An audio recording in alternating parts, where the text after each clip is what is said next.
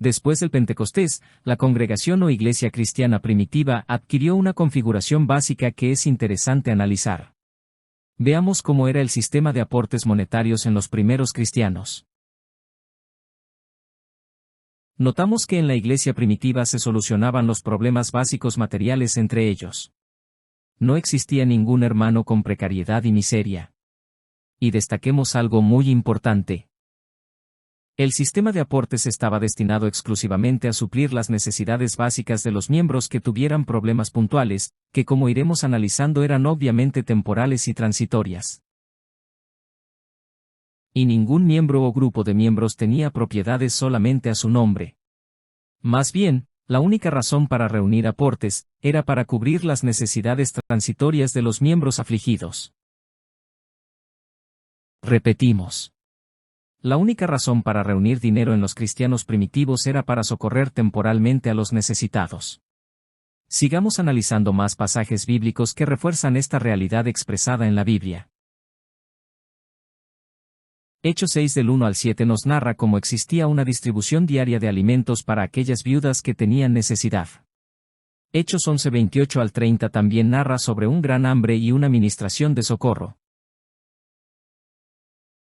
Nuevamente notamos que las cuestiones de dinero y la recolección del mismo, solo y exclusivamente estaba destinado a dar ayudas temporales precisas y puntuales. No existía otro uso para recaudación de fondos. Veamos ahora las cartas de Pablo, y notemos si éstas seguían los lineamientos anteriores efectuados por las congregaciones. Así notaremos, si estas cuestiones se mantuvieron como un procedimiento cristiano. 1 Corintios 8 del 1 al 21 alaba la generosidad de los macedonios y se plantea la igualación, pero todo está enfocado únicamente a los hermanos en necesidad material. También del uso exclusivo del dinero solo a esa causa.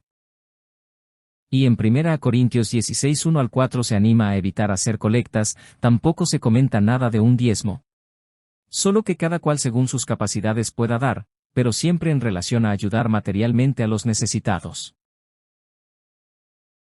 Hasta aquí notamos que la única razón o motivo para reunir aportes monetarios en el siglo I, en los cristianos primitivos, era solamente ayudar cuando habían casos de necesidad. Sigamos confirmándolo. Y el centro de 2 Corintios 9, 5 al 14 es el ministerio de un servicio público para satisfacer abundantemente las necesidades de los santos, o sea, los miembros cristianos en necesidad. Romanos 15 del 25 al 27 habla de los de Macedonia y de Acaya, que tuvieron gusto en compartir sus cosas haciendo una contribución a los pobres de los santos que están en Jerusalén.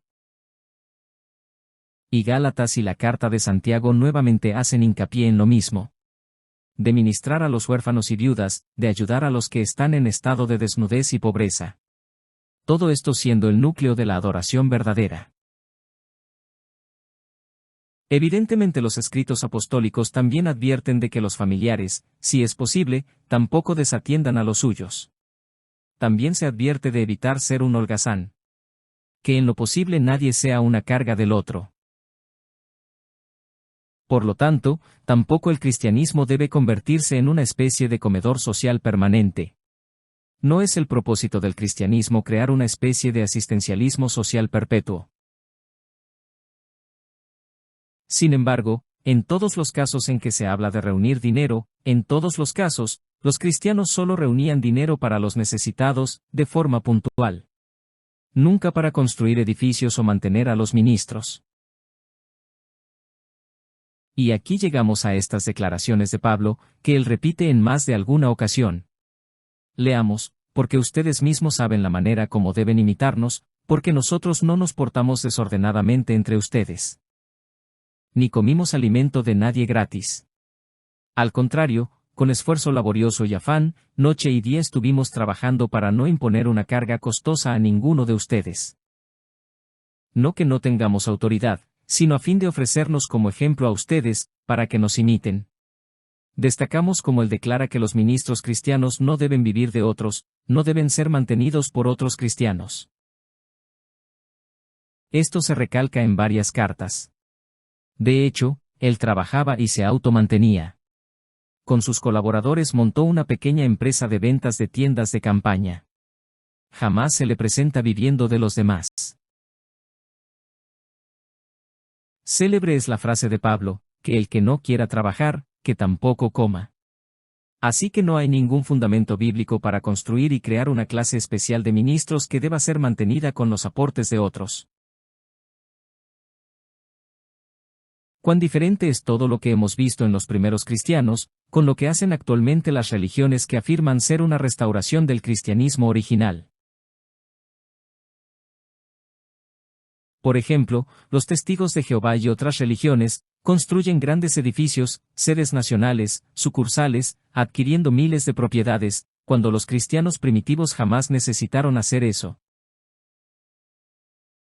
Hoy se mantienen a los llamados misioneros, superintendentes de circuito, y miembros de las sucursales, que son costeados por los aportes de los llamados publicadores. Los cristianos, como vimos, jamás hicieron eso. También se gastan enormes sumas de dinero en imprimir publicaciones y mantener fábricas. Los cristianos primitivos jamás necesitaron un sistema tan corporativo para expandir las buenas nuevas del reino en el Mediterráneo. Las congregaciones hoy gastan dinero en mantener los salones, priorizando esa ayuda, incluso sobre cualquier otra. Pero los primeros cristianos no tenían esas cargas innecesarias e impuestas por los religiosos actuales. Porque los destinos de los dineros actuales obedecen a necesidades creadas, a necesidades inventadas, que permitan la existencia de las organizaciones religiosas y de quienes viven mantenidos dentro de esa entidad.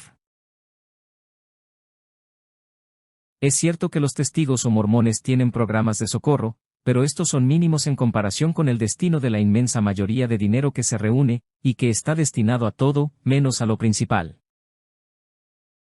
Y esto lo podemos confirmar con las propias fuentes de los involucrados. Por ejemplo, los testigos en su página oficial declaran haber gastado solo $10 millones en obras de socorro durante el 2023. Parece una cantidad impresionante por sí sola, pero si la comparamos con los $242 millones gastados en el 2022 solo para atender a los misioneros, viajantes y precursores especiales, el gasto de socorro es mínimo. Esta tabla nos permite comparar la abismal diferencia, de un gasto 23 veces más que socorro, solo para atender a quienes, según la Biblia, deberían trabajar y mantenerse solos, sin recurrir a los miembros. En cambio, la única acción con respaldo bíblico para juntar fondos, que es socorro, recibe una mínima atención en cuanto al gasto operacional mundial de la Watchtower, donde vemos que sus prioridades son otras. Y esto sin contar el gasto en los cientos de edificios por el mundo, lo que se gasta para mantener a los llamados betelitas, además de todas las operaciones financieras, bajo el amparo de la llamada adoración verdadera. Y nos preguntamos, ¿qué haría hoy aquel Jesús que alguna vez condenó enérgicamente la mercantilización de las cuestiones espirituales al asociarlas a transacciones materiales y recolección de dinero? ¿Qué diría Jesús? Dejamos la respuesta en usted mismo.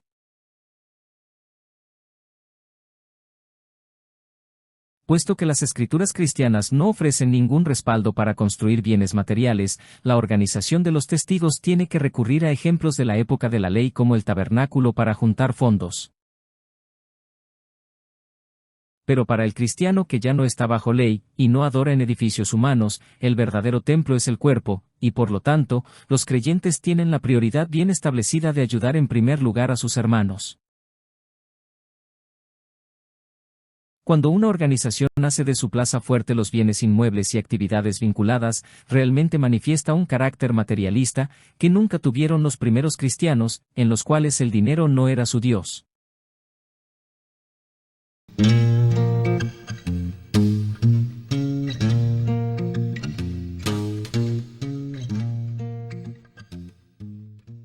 La entrega que piden son solo necesidades creadas, y no obedecen a las cosas necesarias, y nos desvían de lo esencial. No deje que les atrapen cosas que son una carga innecesaria y desviación de las enseñanzas de Jesús.